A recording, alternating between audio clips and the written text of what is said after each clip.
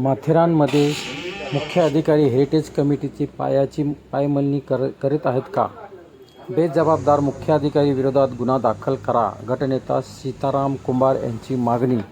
माथेरानमधील जुन्या असलेले शासकीय व बिगर शासकीय वास्तू या सर्वोच्च न्यायालयाच्या आदेशानुसार हेरिटेज कमिटीची देखरेखीखाली येत असल्याने यांची दुरुस्ती ही हेरिटेज कमिटीच्या परवानगीनुसार करण्याची कायद्यात अधिरेखीखाली आहे. मात्र माथेरान गिरिजास नगर परिषदेच्या कार्यालयाचे काम हे विनापरवानगी सुरू असल्याचं सदर बेकायदेशीर काम हे बंद करण्याची सूचना गटनेते सीताराम कुंभार यांनी सांगूनही सदर काम रोजपणे सुरू असल्याचं माथेरान गिरिजास्थान नगर परिषदेचे मुख्य अधिकारी हेरिटेज कमिटीचे कायद्याचे पायमल्ली करीत आहेत का, असा प्रश्न उपस्थित होत असल्याने अशा बेजबाबदार मुख्य अधिकारी यांच्या विरोधात गुन्हा दाखल करा, अशी मागणी शिवराष्ट्र पॅनेलचे गटनेते सीताराम कुंभार यांची मागणी आहे.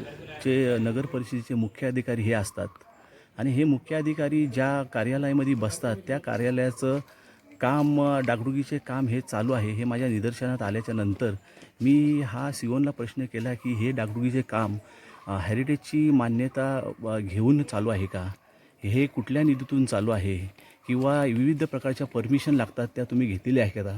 माझ्या निदर्शनात असं आलं की ह्या कोणत्याही प्रकारची परमिशन न घेता हे काम राजरोषपणे चालू आहे. माथेरान नगर परिषदेची सध्याची परिस्थिती ही खूप हालाकीची आहे.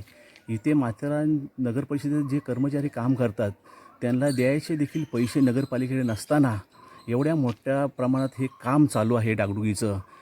ह्याच्यावरती कुठंतरी आळा बसला पाहिजे आणि ह्याच्या जर परवानग्या असतील तर त्या परवानग्या आम्हा लोकांना त्यांनी सादर केल्या पाहिजेत. पण अशा कुठल्याही प्रकारच्या परमिशन न घेता हे काम राजरोषपणे चालू आहे. माथेरान नगर परिषद हद्दीत असलेले अनेक हेरिटेज प्रॉपर्टी आहेत आणि प्रायव्हेट बंगलो देखील आहेत.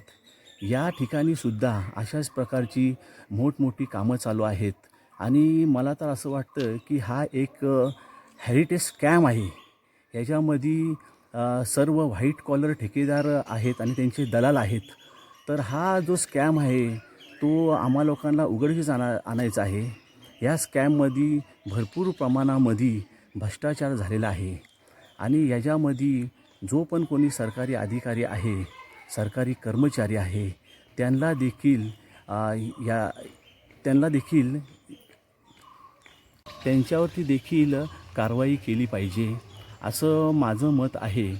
माथेरानमध्ये कोणतंही काम करताना हेरिटेजची परवानगी लागते, मॉनिटरिंगची परवानगी लागते अशी कारणं सबब सांगतात. माथेरानच्या रस्त्याची अवस्था दैनंदिन आहे, माथेरानच्या स्थानिकांच्या रोजगाराचा प्रश्न आहे आणि अशा परिस्थितीमध्ये